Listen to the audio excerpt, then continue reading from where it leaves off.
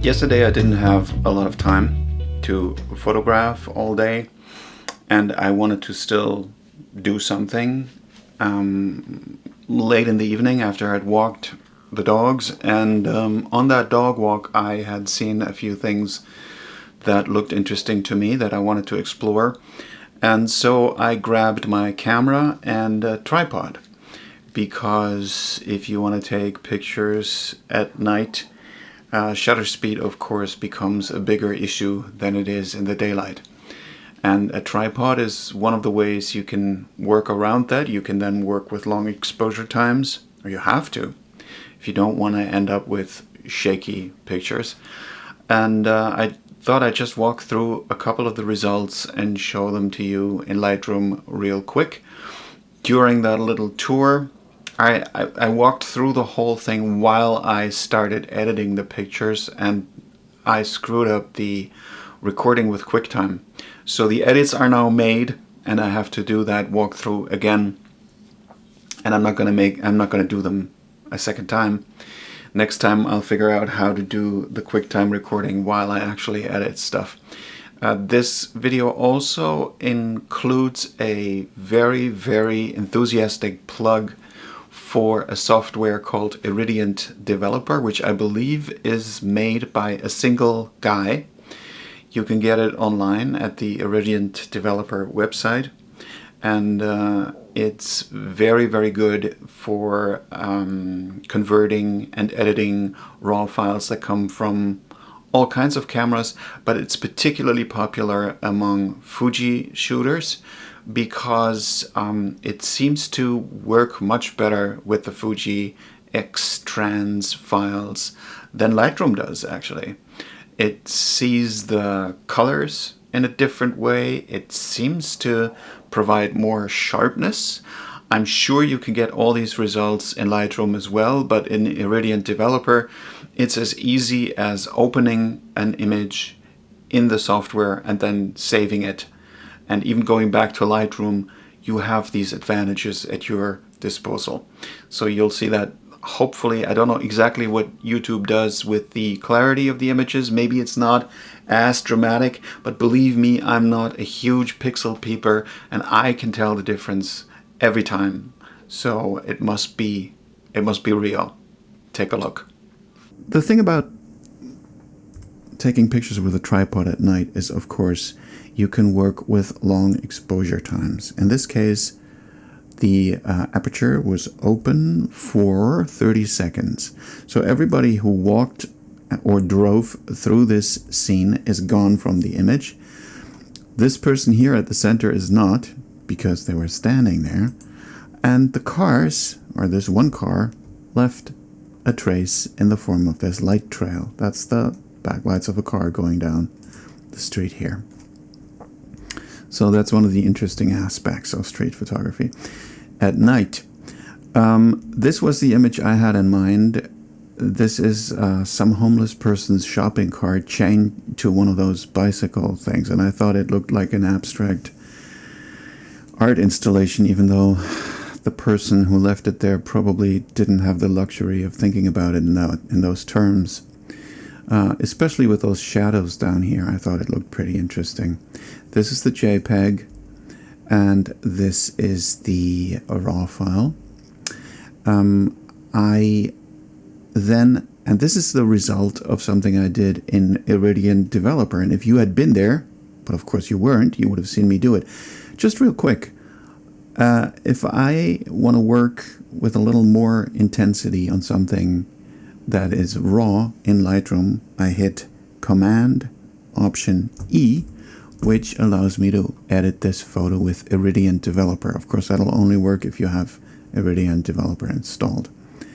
I have this format set to TIFF. I have the resolution set to 300, which is more than the 240, I think, default. And look at the difference. Irradiant Developer is dealing with Fujifilm files so much better than Lightroom is. I mean, I worked on this a little bit, but not that much. All I was doing was pushing up the exposure a little bit, plus 1.43. And then I was playing around with this genius control here called fill light, which I don't know what it does, but it works in tandem with the exposure slider, and it's amazing. I mean, it definitely, I could just tell, you know, I can't tell you what it does technically, but what it does visually, it works like you have a light source in your scene that you can dim or push. So I just love this. These here, these are the light traces from my flashlight. After taking a couple of pictures of this before and having it lit mostly from behind, I wanted a little bit of visibility here in this grid and in these wheels. So I stood next to it. Here, actually, you see my legs here. And I waved my flashlight around. So I lit mostly this part, and I think it gives the whole thing a sort of ghostly quality. After you're done in Iridium Developer, there are other settings here that are related to the ones in Lightroom. Curves, detail, all kinds of things. I leave all of these pretty much untouched. I just love what this software does upon opening the picture, and I won't pretend that it's as user-friendly as Lightroom. So after these basic changes, I usually hit Command Option E for a second time, which overrides the original, and then when I go back to Lightroom, I have a TIFF file here that includes all my edits. And then I can continue working on it in Lightroom and print it from there. Those things are more comfortable in Lightroom. I thought these children's bikes were kind of interesting and ghostly with their like Pepto-Bismol pink wheels in the dark like that. I'm probably going to leave this in color, but I'm going to make it even paler somehow. Pushing the exposure alone probably won't do it. Let's see here. Well, I kind of want the contrast. I'll figure it out. But you don't want to be there for that because it's going to take me too long, and I don't know exactly how I'm going to do that yet. I mean, there's something like ghostly about these. And speaking of ghostly, I started taking pictures of these entrances, and I got bored because these are like 30-second exposures, so I walked into my frame and sat down for part of my exposure, which explains this ghostly figure here. And how do you explain that, however? And there's one that's really freaking spooky. Here. Don't come to my house again. And don't look at my Birkenstocks. This is my flashlight that was waving on the side of my head to give my head a little more light and a little more chance to appear solid, and it did. But then further down, I become translucent.